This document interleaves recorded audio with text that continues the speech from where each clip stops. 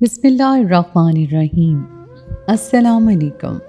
मेरे घर वाले मेरी ज़बरदस्ती शादी एक शादीशुदा मर्द से करवा रहे थे क्योंकि वह बहुत अमीर था। शादी को कुछ दिन बाकी थे तब मैं अपने ऑफिस में अपने कोलीग के साथ भाग गई।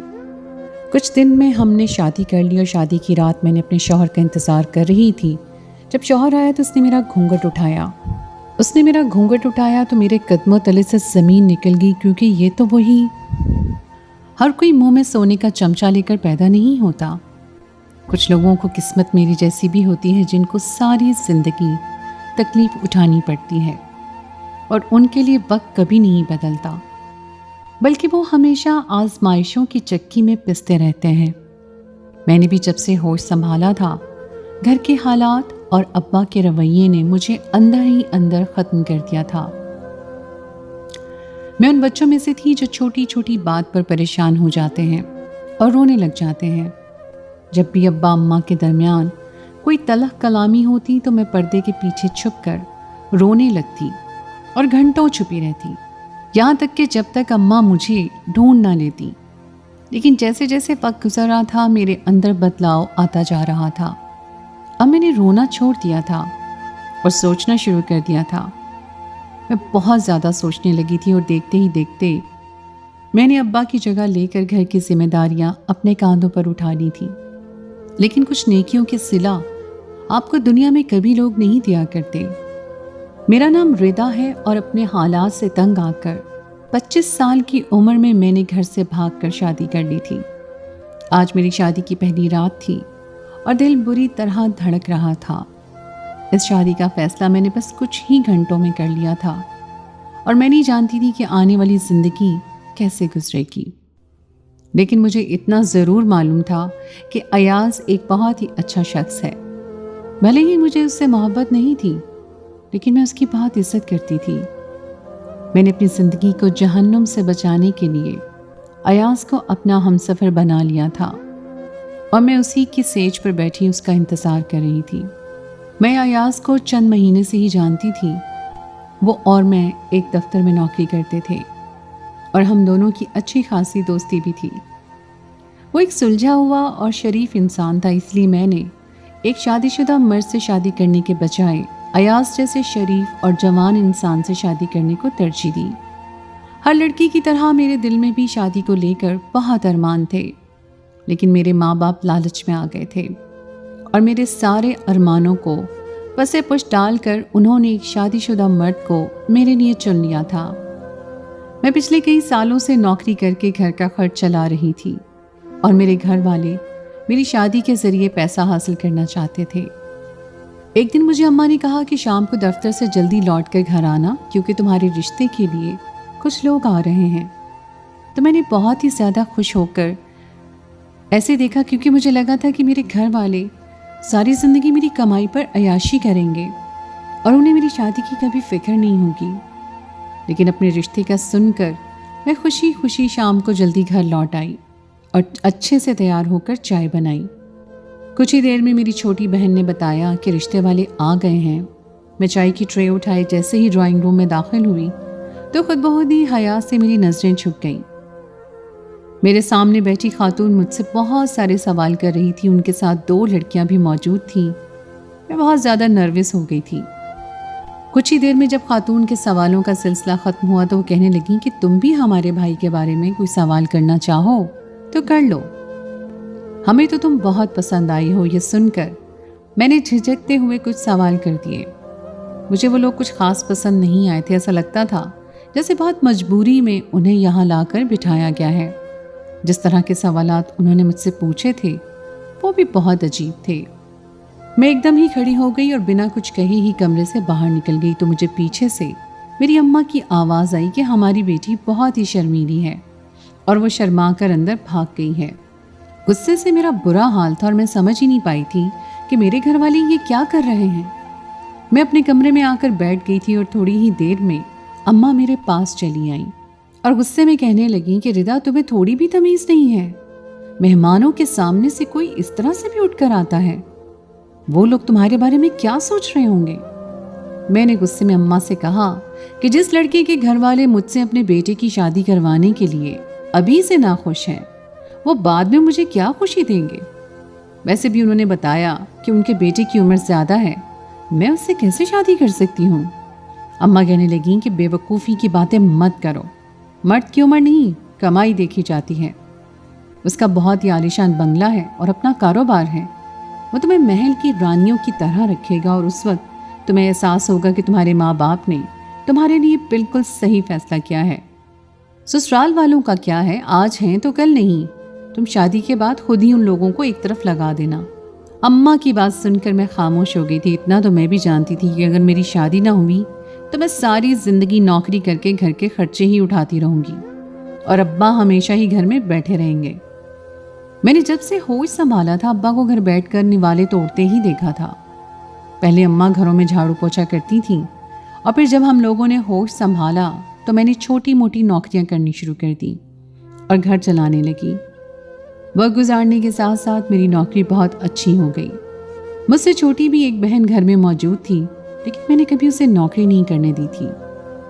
میں صبح گھر سے نکلتی تو تھکی ہاری شام کو گھر لوٹتی۔ اس کے باوجود بھی ابا نے کبھی میری قدر نہیں کی تھی، بلکہ وہ بات بے بات اسی بات پر ہمیں ذلیل کرتے کہ اگر ہماری جگہ ان کا کوئی بیٹا ہوتا تو آج ان کا بازو بن جاتا، جبکہ میں نے ابا کا بازو بننے میں کوئی کسر نہیں چھوڑی تھی اور پورا گھر میری کمائی پر ہی چل رہا تھا۔ میں نے یہ سوچ کر رشتے کے لیے ہاں کر دی کہ مجھے ایک سکون کی زندگی اور ایک ساتھی نصیب ہو جائے گا جو میرے دکھ سکھ کو سمجھے گا اور میرا خیال رکھے گا۔ اماں ابا تو بہت ہی خوش تھے کیونکہ رشتہ ہوتے ہی لڑکے کے گھر والوں نے میرے لیے بہت سارا سامان اور زیور بھیج دیا تھا۔ انہیں ہم سے جہیز میں کچھ نہیں چاہیے تھا، بلکہ وہ تو ہمیں بہت کچھ دینے کو تیار تھے۔ ابا کو تو اس بات کی خوشی تھی کہ ان کے ہونے والے داماد نے ساری زندگی ان کا خرچہ اٹھانے کی ذمہ داری لے لی ہے، مگر میں حیران تھی کہ میرا ہونے والا شوہر اس قدر مہربان کیسے ہو سکتا ہے۔ میں ایک دفعہ اپنے ہونے والے شوہر سے بات کرنا چاہتی تھی کیونکہ ہماری شادی میں بس کچھ ہی دن باقی بچے تھے اور اب تک میں نے ان سے کوئی بات نہیں کی تھی۔ ایک دن میں نے اماں سے کہا کہ مجھے اس لڑکے کا نمبر دے دیں تو اماں نے صاف انکار کر دیا اور کہنے لگی کہ شادی میں اتنا تھوڑا وقت ہے، اب تمہیں اس سے بات کرنے کی ضرورت نہیں ہے، شادی کے بعد جتنی چاہے بات کرتی رہنا۔ مجھے سمجھ نہیں آیا کہ اماں مجھے نمبر کیوں نہیں دینا چاہتی۔ میں نے اپنی چھوٹی بہن ہنا سے بھی نمبر کا کہا تو اس نے بھی صاف انکار کر دیا۔ میرے پاس اس کے سوا کوئی چارہ نہیں تھا کہ میں اماں کے موبائل فون سے چپکے سے اس کا نمبر نکال کر ایک دفعہ اس سے بات کر لوں۔ ایک رات میں نے سوچا کہ اماں گہری نیند سو گئی ہوں گی اور میں اماں کا فون اٹھا کر لے آؤں گی اور پھر اس میں سے نمبر نکال کر فون ملا لوں گی۔ یہی سوچ کر میں دبے پاؤں اماں کے کمرے کی طرف بڑھی تو اندر سے آتی آوازوں نے میری جان نکال دی۔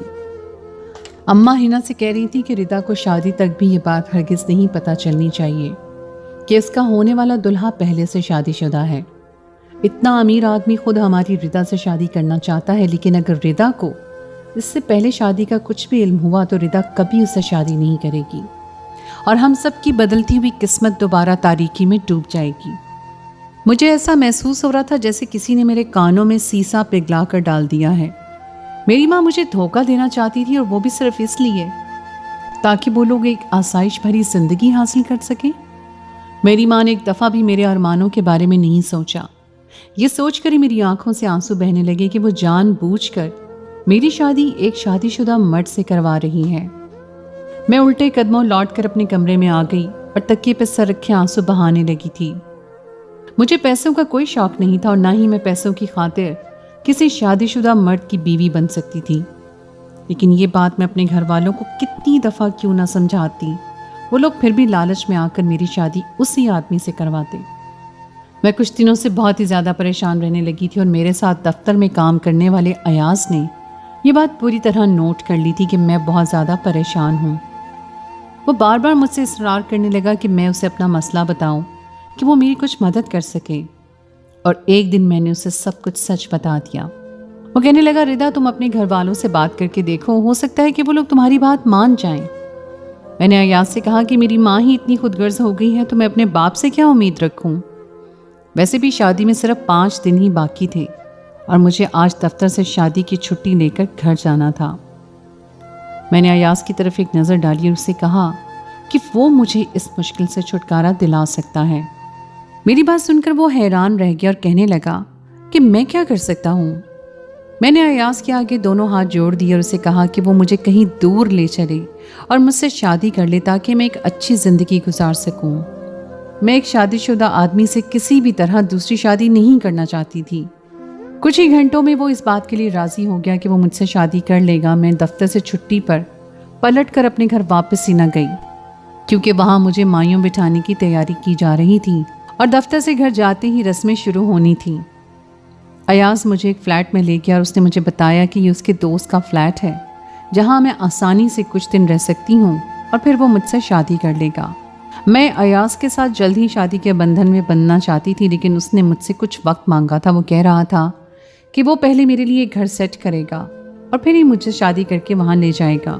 وہ مجھے ایک اچھی زندگی دینا چاہتا ہے اور اس وقت میرے گھر والے مجھے پاگلوں کی طرح ڈھونڈ رہے ہوں گے۔ کہنے لگا کہ معاملہ کچھ ٹھنڈا ہو جائے تو پھر وہ مجھ سے شادی کرے گا۔ میں نے تو یہی غنیمت سمجھا کہ ایاز جیسے اچھے انسان کا ساتھ مجھے نصیب ہونے والا تھا، اس لیے میں نے خاموشی سے کچھ دن فلیٹ میں گزارنا مناسب سمجھ لیا اور میں سکون سے دن گزارنے لگی۔ ایک ہفتے کے بعد ایاز ایک دن کہنے لگا کہ وہ مجھ سے نکاح کرنے والا ہے اور شام کو قاضی کے ساتھ آئے گا۔ میں بہت خوش تھی کہ میں نے ایک بہترین انسان کو اپنے لیے منتخب کیا ہے جس نے میرے ساتھ کسی بھی طرح کا ناجائز تعلق بنانے کی کوشش نہیں کی، جبکہ میں بہت دنوں سے اس فلیٹ میں اکیلی رہ رہی تھی اور وہ مجھے دیکھنے کے لیے آیا کرتا تھا۔ شام میں ایاز اپنے ساتھ قاضی کو لے کر آیا اور ساتھ ہی میرے لیے دلہن کا لباس بھی لایا۔ مجھے اس وقت اپنے ماں باپ کی کمی بہت محسوس ہو رہی تھی، لیکن جو کچھ ان لوگوں نے میرے ساتھ کیا تھا اس کے بعد میں انہیں اپنی کسی خوشی میں شریک نہیں کرنا چاہتی تھی۔ میں کمرے میں سادگی سے دلہن بنی بیٹھی ہوئی تھی۔ ایاز میرے لیے ایک سرخ رنگ کا جوڑا پہلے ہی لے آیا تھا۔ تھوڑی دیر میں قاضی میرے کمرے میں آیا اور اس کے ساتھ 2 اور لوگ بھی موجود تھے جو نکاح کے گواہ کے طور پر آئے تھے، اور قاضی نے نکاح پڑھایا تو میں نے فوراً قبول ہے کہہ دیا، کیونکہ میرے پاس اور کوئی راستہ بھی نہیں تھا۔ اب میں ایاز کی بیوی بن چکی تھی اور جانتی تھی کہ اب میرے پاس گھر واپس لوٹنے کا کوئی راستہ باقی نہیں بچا ہے۔ مجھے ساری زندگی ایاز کے ساتھ ہی گزارنی ہے۔ میں دھڑکتے دل سے کمرے میں بیٹھی ہوئی تھی جب کمرے کے دروازے پہ دستک ہوئی اور میرا دل سینہ چیر کر باہر آنے کو بےتاب ہو گیا۔ میرے لیے یہ شادی ایک سمجھوتا ضرور تھی، لیکن نکاح کے بعد سے سارے جذبات بدل گئے تھے اور مجھے اب سمجھ آ رہا تھا کہ لوگ کیوں کہتے ہیں کہ نکاح کے بعد سارے رشتے بدل جاتے ہیں۔ میرے لیے ایاز ایک بہت ہی خاص بن گیا تھا جس کے ساتھ میں ساری زندگی جڑ گئی تھی، اور میں بھی اس کے ساتھ ایک اچھی زندگی کی خواہش مند تھی۔ میں نے اپنے چہرے پر گھونگھٹ ڈالا ہوا تھا اور سر جھکائے بیٹھی تھی۔ وہ چھوٹے چھوٹے قدم اٹھاتا میرے قریب آیا، لیکن جیسے اس نے میرا گھونگھٹ اٹھایا تو میرے قدموں تلے سے زمین نکل گئی، کیونکہ یہ تو وہی آدمی تھا جس نے میرے گھر والوں کے ساتھ مجھے پسند کیا تھا اور جو پہلے سے ہی شادی شدہ تھا۔ ایسا لگ رہا تھا جیسے میرے سر پر پہاڑ گر گیا ہے۔ میں سوچ بھی نہیں سکتی تھی کہ شادی کی رات میرا گھونگھٹ اٹھانے والا یہ شخص بھی ہو سکتا ہے۔ میں نے ہکلاتے ہوئے سے پوچھا کہ ایاز کہاں ہے؟ تو اس کے چہرے پر ایک مسکراہٹ آ گئی اور وہ کہنے لگا کہ کیوں، مجھے دیکھ کر آپ کو خوشی نہیں ہوئی؟ مجھے تو ایسا لگ رہا تھا جیسے اب میں کچھ بول ہی نہیں پاؤں گی۔ وہ کہنے لگا، ردا، آپ کی شادی جس ایاز سے ہوئی ہے وہ میں ہوں۔ آپ نے مجھے ہی اپنے نکاح میں قبول کر کے زندگی بھر کے لیے اپنی زندگی میں شامل کر لیا ہے۔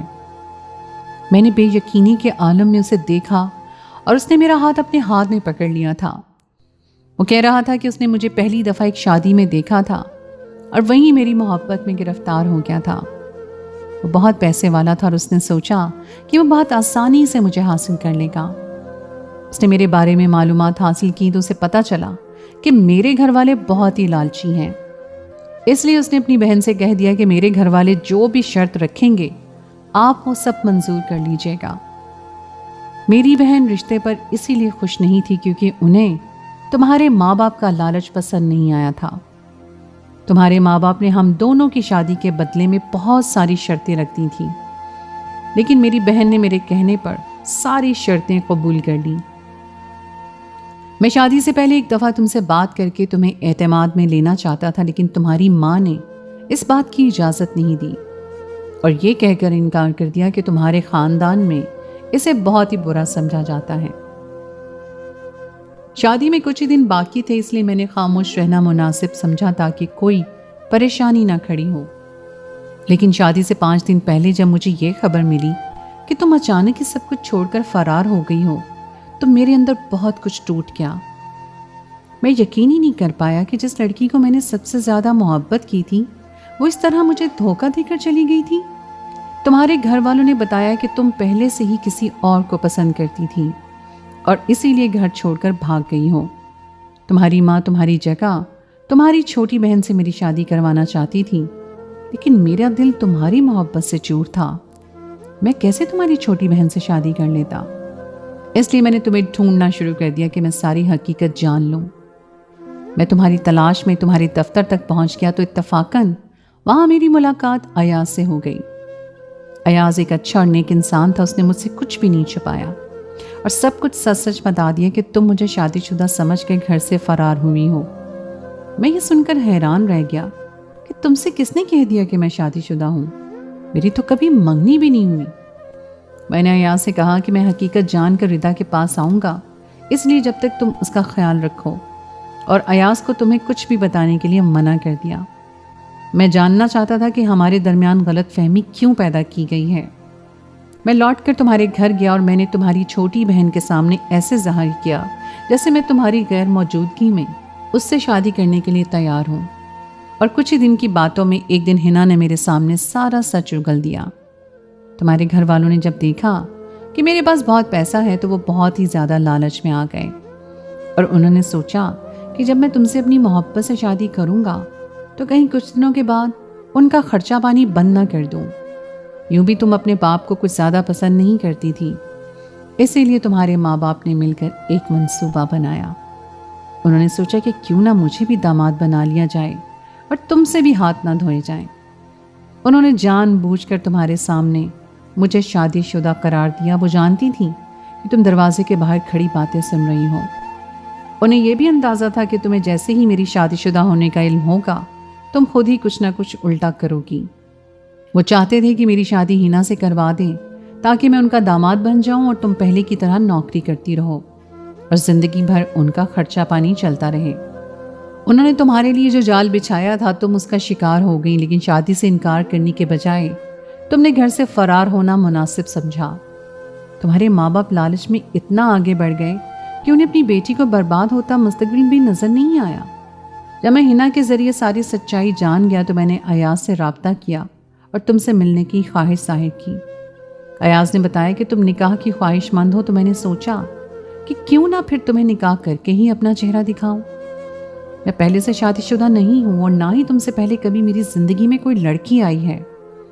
میرے گھر والوں اور میری بہن کو بھی تم بہت پسند آئی تھی، لیکن وہ تمہارے ماں باپ کو لے کر پریشان تھے کیونکہ انہیں لگ رہا تھا کہ تمہارے ماں باپ کا لالچ زندگی بھر ہماری زندگی کھاتا رہے گا۔ میں نے ایاز سے کہہ کر نکاح رکھوا لیا اور یوں تم سے شادی کر کے آج تمہارے روبرو آ بیٹھا ہوں۔ ایاز نے میری بہت مدد کی ہے اور اس نے تمہاری بھی بہت مدد کی ہے۔ تم نے جلد بازی میں ایک غلط قدم اٹھایا، لیکن میں خدا کا شکر ادا کرتا ہوں کہ تمہیں کوئی خمیازہ بھگتنا نہیں پڑا۔ ایاز کی باتیں سن کر میری آنکھوں سے آنسو بہنے لگے۔ میں ساری زندگی جن لوگوں کے لیے اپنا آپ قربان کرتی رہی، وہ لوگ میری ہی خوشیاں قربان کر کے اپنی زندگی سنوارنا چاہتے تھے۔ ایاز مجھے اپنے ساتھ اپنے گھر لے جانا چاہتا تھا کیونکہ اس کے گھر والے اس بات سے باخبر تھے اور میرا استقبال کرنے کے لیے تیار تھے۔ میں نے کبھی کسی کا برا نہیں چاہا تھا، اس لیے قسمت نے میرے ساتھ کوئی دھوکہ نہیں ہونے دیا تھا، بلکہ صحیح وقت پر مجھے صحیح ہمسفر مل گیا تھا۔ آج مجھے اندازہ ہو رہا تھا کہ میں نے سچائی جانے بغیر فیصلہ کر کے کتنی بڑی غلطی کی تھی۔ میرے اماں اور ابا دراصل میرے سگے ماں باپ نہیں تھے، بلکہ میری ماں میری خالہ تھی۔ میرے ماں باپ کے انتقال پر میں بہت چھوٹی سی عمر میں ہی اپنی خالہ کے گھر آ گئی تھی اور اسی صدمے نے مجھے بہت حساس بھی بنا دیا تھا۔ لیکن میں کبھی اپنے سگے ماں باپ کو یاد نہیں کرتی تھی کیونکہ ان کے چہرے بھی مجھے یاد نہیں تھے۔